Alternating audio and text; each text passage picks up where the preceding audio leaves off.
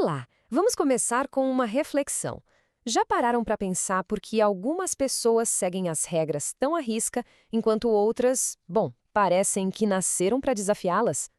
Pois é, nesta nossa conversa, a gente vai mergulhar fundo na psicanálise para sacar como essa nossa programação mental, essa base de tudo, é formada.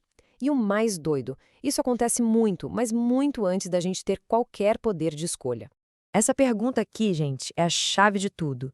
Por que essas reações são tão diferentes, né? A psicanálise tem uma resposta bem interessante para isso. Ela diz que o X da questão não está nas nossas escolhas de hoje, não, mas sim num verdadeiro drama.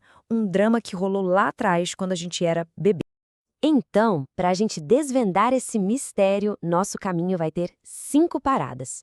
A gente vai começar falando sobre o mundo a dois, depois sobre a chegada da lei, a encruzilhada da mente, as 3 estruturas psíquicas e, por fim, um mapa para a vida. É uma jornada, viu? Do comecinho de tudo até a estrutura que vai guiar a gente para sempre. Vamos lá!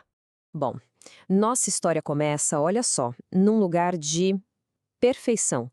Um mundo onde não existe eu e o outro, sabe? Só um nós. Uma conexão total, sem separação nenhuma. É nesse caldeirão que a nossa mente começa a se formar. Pensa assim, no comecinho de tudo, lá pelos 8 meses, o bebê e a mãe vivem numa bolha, num mundo simbiótico. É um círculo perfeito mesmo, onde um é tudo para o outro. O bebê se sente como se fosse a pecinha que faltava na mãe, e a mãe sente a mesma coisa em relação ao bebê.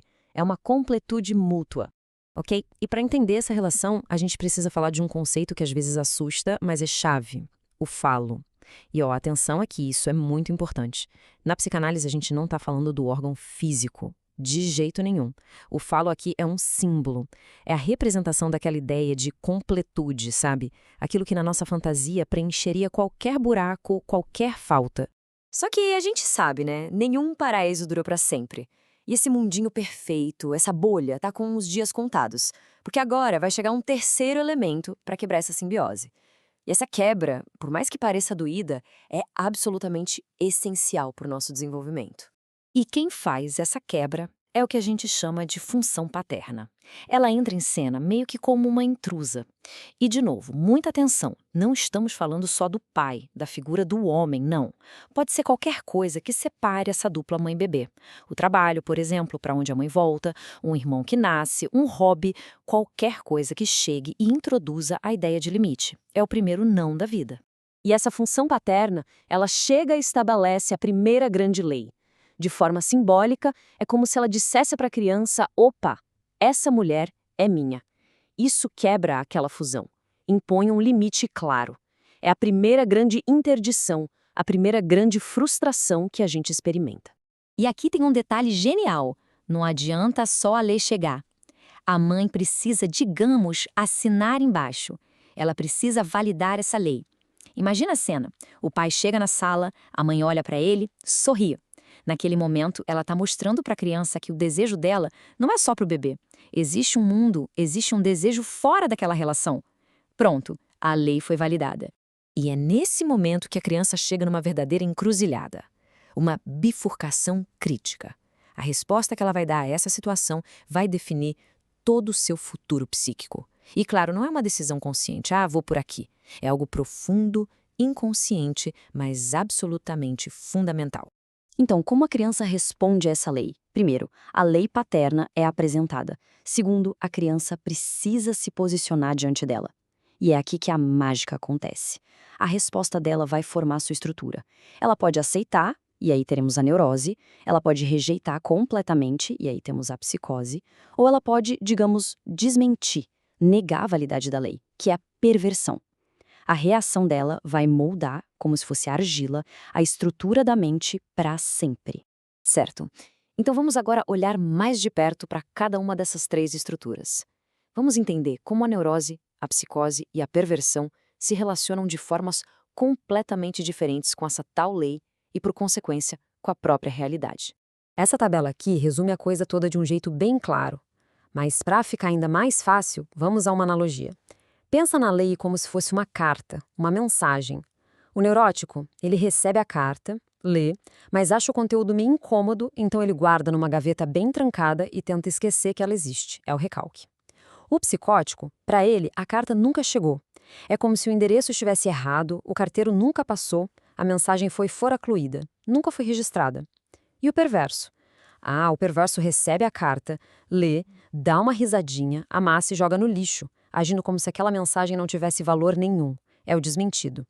Então, vamos começar pela psicose. Aqui, a lei foi foracluída. A carta, lembra, ela foi devolvida ao remetente. A porta para a lei simplesmente nunca se abriu. A relação com a mãe era tão completa, tão fechada, que não havia espaço para mais nada. O resultado? A pessoa constrói uma realidade própria, com as suas próprias regras, seus próprios símbolos, que não batem com a realidade compartilhada pela maioria de nós. Agora, a perversão. Aqui, a criança recebeu a carta. Ela sabe da lei. Só que ela olha para a lei e acha ela meio fraca, uma piada. O raciocínio inconsciente é algo como, mas se a minha mãe parece completa comigo, se ela não tem falta de nada, por que eu vou levar a sério essa lei aí? Então, ela acredita que pode burlar a regra. E muitas vezes, ela faz isso se apegando a um fetiche, um objeto que serve como um amuleto para dizer, tá vendo? Não me falta nada, não preciso de lei. E a história da Cinderela é um exemplo incrível disso. Pensa no príncipe. Ele age como um perverso clássico. Ele não está buscando a mulher, a Cinderela. Ele está obcecado pelo pé que cabe no sapatinho de cristal. O sapato é o fetiche, é a parte que ele toma pelo todo. Já a Cinderela, ela é o retrato da neurose. Ela foge do baile, ela deixa o sapato para trás, ela cria o desejo a partir da falta, daquilo que não se pode ter por completo. Esse é o jogo do desejo neurótico. E, finalmente, chegamos à neurose, que é a estrutura da grande maioria de nós. O que acontece aqui?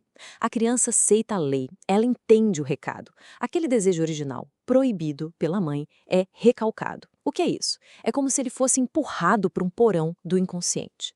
E é esse ato de reprimir, de guardar na gaveta, que funda a neurose e permite que a pessoa entre no mundo social, na cultura, nas regras compartilhadas. E não é à toa que Freud disse essa frase: o superego é herdeiro do complexo de Édipo. O que ele quer dizer com isso? É simples. Aquela lei que antes vinha de fora, a tal da função paterna, agora se instala dentro da gente. Ela vira uma voz interna, o nosso superego, a nossa bússola moral, aquele juiz interno que fica dizendo o que é certo e o que é errado. Beleza, entendemos como as estruturas se formam. Mas e daí? Qual é o impacto disso na vida adulta, no dia a dia? Como isso funciona a longo prazo? E aqui vem o ponto talvez mais crucial de todos. Uma vez que essa estrutura se forma, ela não muda mais. Ela é, em grande medida, irreversível. A melhor analogia é a de um sistema operacional de um computador ou celular. Você pode até instalar programas e aplicativos diferentes ao longo da vida, mas o sistema base, esse continua o mesmo. É o nosso mapa fundamental. E isso nos deixa com essa reflexão final, né? Como é que esse mapa invisível que foi desenhado lá na nossa primeira infância continua até hoje moldando o nosso jeito de amar, de trabalhar, de nos relacionar, de desejar? A psicanálise nos dá uma pista. Entender esse mapa é o primeiro passo para a gente conseguir, de fato, se entender um pouco melhor.